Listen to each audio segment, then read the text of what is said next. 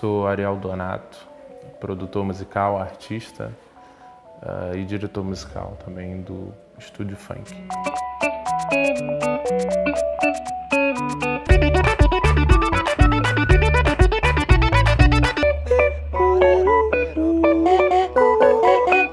Minha carreira musical começou, óbvio, na igreja, né, que é a grande porta de entrada para muita gente periférica, preta, na música, que não tem condições, às vezes, de pagar um professor particular. E aí a igreja serviu como porta de entrada para isso, e aí eu fui seguindo, né, na música. E aí, como era de praxe, eu ia seguir a carreira militar, né, para trazer uma certa estabilidade para a minha família, né, aquela coisa, seguir a carreira artística era a última opção, né. E aí, com o passar do tempo, estudando para seguir o Colégio Naval, e, ao mesmo tempo, me surgiu a oportunidade de fazer uma turma de preparatório para a Faculdade de Música. Não sei se vocês sabem, mas a Faculdade de Música ela tem uma coisa chamada THE, que é o Teste de Habilidade Específica. Eu acho que teatro também tem, não sei se alguém aqui é de teatro. E arquitetura também. Então, eu estudei e, pasme, passei para a faculdade de música antes de passar para o militarismo. E eu tinha zero condições de passar para a faculdade de música, porque eu só tinha me preparado 6 meses. Enfim, tive aquela conversa com a família séria, falei, ó, vou seguir meu sonho, minha arte, lá. E é isso. Meu pai virou e falou assim, você sabe o que você está fazendo na tua vida, segue. Eu falei, amém. E aí segui, e hoje estou aqui. Com o passar do tempo, óbvio, né, as coisas foram mudando. E aí eu comecei a andar mais pelos estúdios, né, do Rio de Janeiro, principalmente o estúdio Playground, que fica em Botafogo. E eu me lembro que a primeira vez que eu produzi uma música na minha vida foi quando, coincidentemente, nesse estúdio eu conheci uma dupla muito legal chamada Io1. E aí foi quando eu produzi Meu Grande Amor. Não sei se vocês conhecem essa música. Junto com o Theo Zagrai, foi minha primeira produção. E eu falei assim, cara, eu acho que dá para viver disso. Acho que eu sou bom nisso. Porque tem isso também, né? Muita gente quer ser artista, mas enfim, deixa quieto. Acho que você tem que primeiro se perguntar se isso é válido para você, se realmente faz sentido. No dia eu ouvi o Oswaldo Montenegro falando sobre isso, e ele fala, cara, se eu tivesse um filho, eu ia falar para ele, cara, música é a última opção, cara, porque a arte, ela não tem formação. Apesar de ter faculdade, como é que você se forma? Onde começa? Quando começa? Como é que se faz? Não existe isso. Não tem RH para arte. Tá ligado? Não tem RH. Você não é admitido, né, em nada. E nem demitido em nada. Então, se você não tem outra opção do que fazer na tua vida, é isso, ou é arte ou você morre, é isso, sabe? Vai viver a arte. Mas eu acho que, complementando o que ele disse, eu acho que primeiro você tem que entender se realmente você está disposto a exercer habilidade sobre isso, e, além disso, além de estar disposto a exercer, você tem esse dom, e esse eu acho que é um chamado, né? Eu penso dessa forma. Enfim, e aí eu falei, eu acho que eu vou viver disso. E aí, a partir daí, eu comecei a trabalhar com grandes nomes da música urbana, né, como o MC Cabelinho. E a primeira música que eu produzi com ele na verdade, foi Foda-se a Ex, com o MC Kevin. E a segunda música que eu produzi com ele num quartinho dele lá, na época ele morava em Laranjeiras, foi Em Busca da Meta, que foi, eu acho que, um dos maiores hits que ele tem até hoje. E essa música, o legal é que a gente produziu ela, foi muito engraçada, né? Porque a gente acha, né, que esses grandes hits nasceram com grandes contextos, mas não, foi no quartinho dele, 2 caixinhas michuruca. Na época, o meu computador ele tinha uma tela rachada, né? Ele tinha tela rachada, eu só conseguia produzir olhando para uma parte da tela. E aí nasceu esse hit. Enfim, aí eu comecei a ficar conhecido na cena urbana, sem querer, sem conhecer muito da história da música urbana, porque, de novo, né, infelizmente, a gente tem uma cultura muito ruim dentro das igrejas evangélicas, que é a alienação da cultura, né? E aí você nasce numa cultura muito musical, a igreja evangélica te coloca num contexto muito musical, você se torna uma pessoa extremamente musicalizada, mas dentro de um contexto, né? Você não nasce percebendo a cultura ao seu redor, né? Tive que fazer uma leve imersão dentro desse gênero, entender a história, entender o que foi o Racionais para a cena urbana do Brasil, enfim. Porque meu nome estava começando a ficar muito conhecido na cena urbana. E aí eu falava assim, cara, como é que eu, como produtor, sendo conhecido na cena urbana, não sei falar sobre a cena urbana? Não faz sentido, né? Enfim, a partir daí, meu nome ficou conhecido da galera dos artistas da cena. E aí eu comecei a produzir umas músicas, produzi com Felipe Ret, produzi recentemente, TZ da Coronel. Tenho produção com Maneirinho, tenho todo mundo, praticamente, da esfera do Rio de Janeiro, alguns de São Paulo. E é isso. E aí, no meio disso tudo, eu recebi um convite da Vanessa Damasco, que é a diretora, uma das diretoras da Fundição. E quando ela começou a me falar do projeto, e que ela queria realizar tudo isso em 2 meses, em 3 meses, eu falei assim para ela, você é louca, você tem que lidar com isso, você tem que lidar com aquilo outro, com aquilo, você problema. E ela, não, a gente vai fazendo e vai descobrindo. E ela fez e descobriu, e está lindo esse projeto. Então, assim, eu falo para ela, cara, tu é sinistra, cara, porque, vou te falar, nem acho que eu morreria no primeiro ciclo. A gente está finalizando o 3º agora.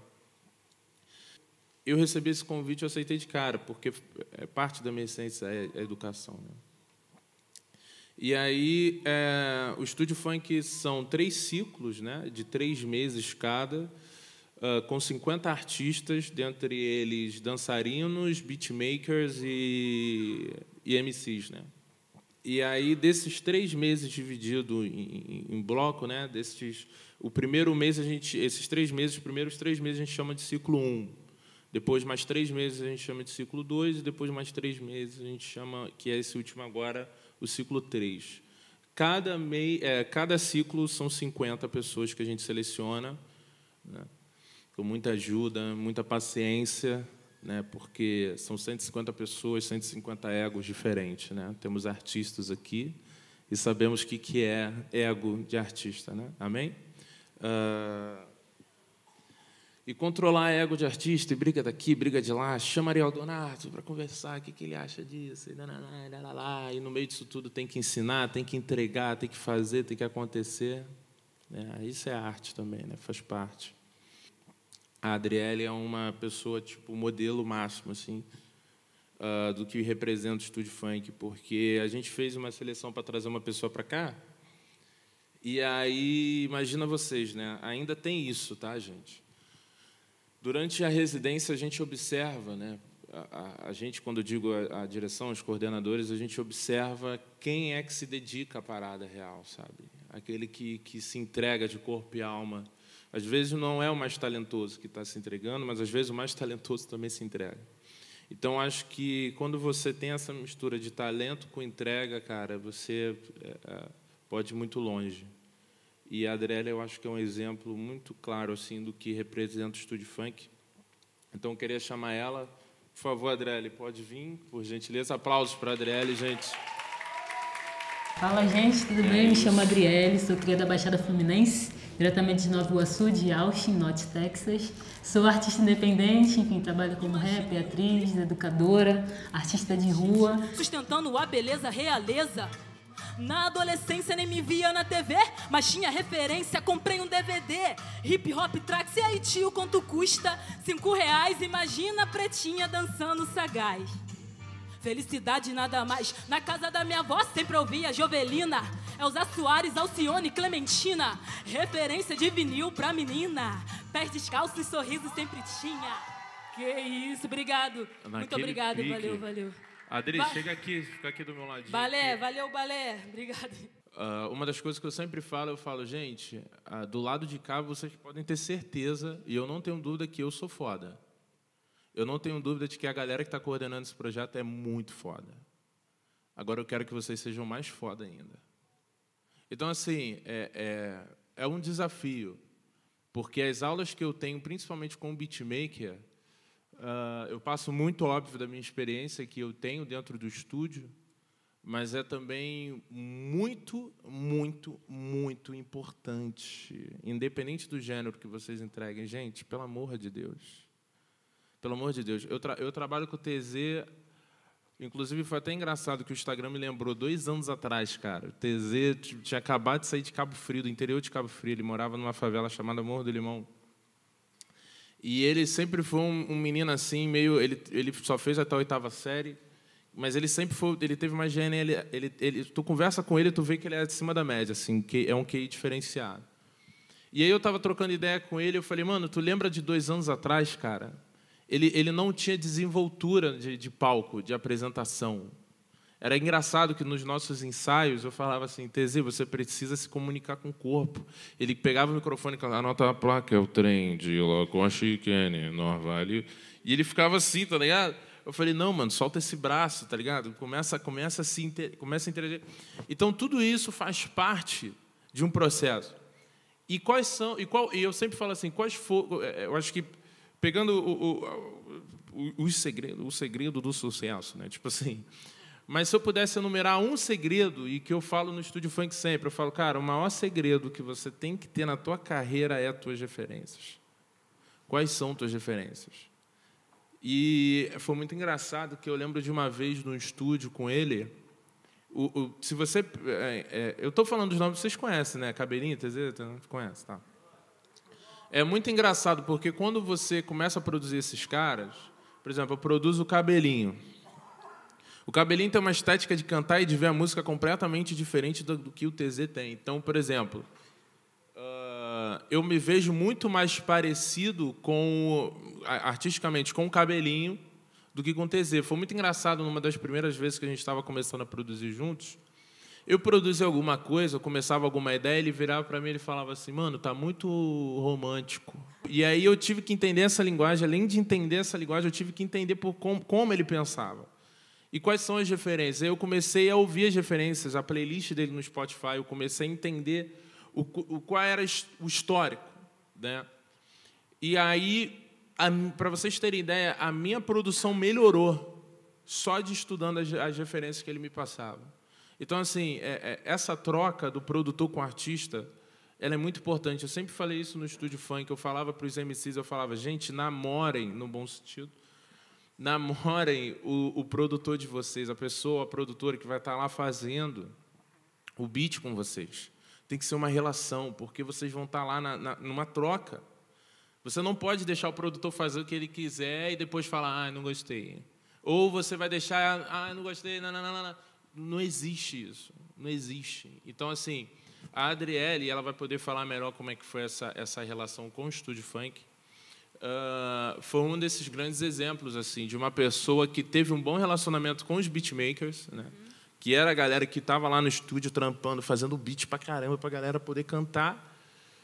E também foi uma pessoa que ela teve um high performance assim, exemplar, sabe? Exemplar. A gente faz porque a gente ama, mas a gente faz muitas coisas porque a gente precisa fazer.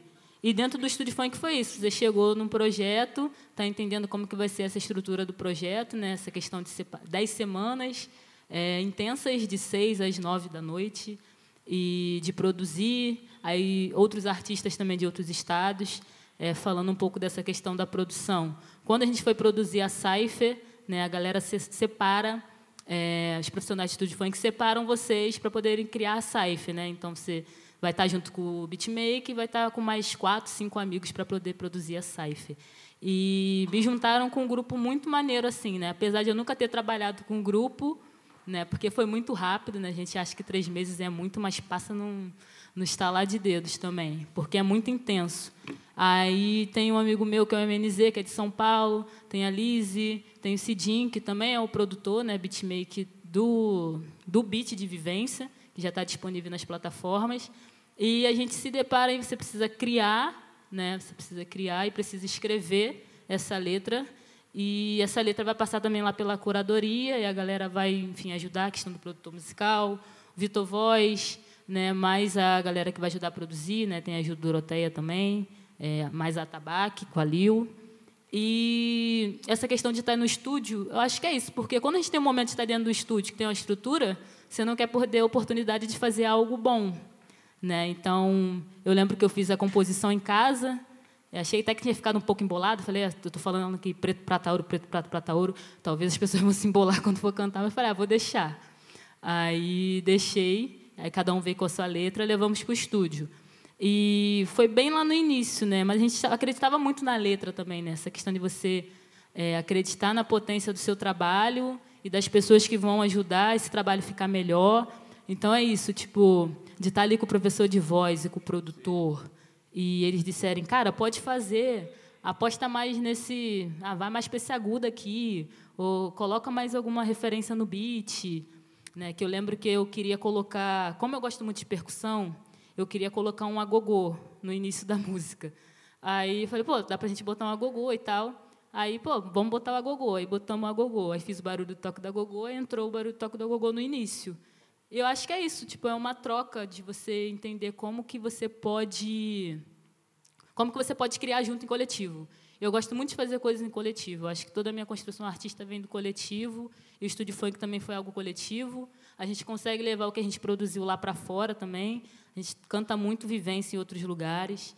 Então, acho que são esses os pontos assim também, sabe, de crescimento, junto com o projeto, que foi muito importante para mim e eu estou tentando usar para além, né? Terminou o ciclo, mas o ciclo ainda tá em mim, que eu ainda encontro as pessoas, a gente ainda se reúne, a gente canta fora, enfim, circula, vai para a Baixada, onde um canta a gente vai, chama o outro. Aí a gente faz a letra circular, de certa forma. Acho que é isso. Obrigado por ouvir. É mágico, assim. É mágico. E, além de agregador, é uma coisa que impacta na vida também. Porque não adianta ficar só na história, né, gente? Não adianta ser bonitinho, legal. Não adianta chegar para a prefeitura e falar, é maneiro, é bonitinho. Se não impacta a vida das pessoas que estão lá dentro. Amém? Eu vejo hoje esse movimento, né, das residências artísticas, principalmente no Rio de Janeiro, abrangendo essa diversidade musical da qual nós temos e que impacta diretamente na prática, na vida dos artistas. Então, obrigado pelo convite. Um beijo.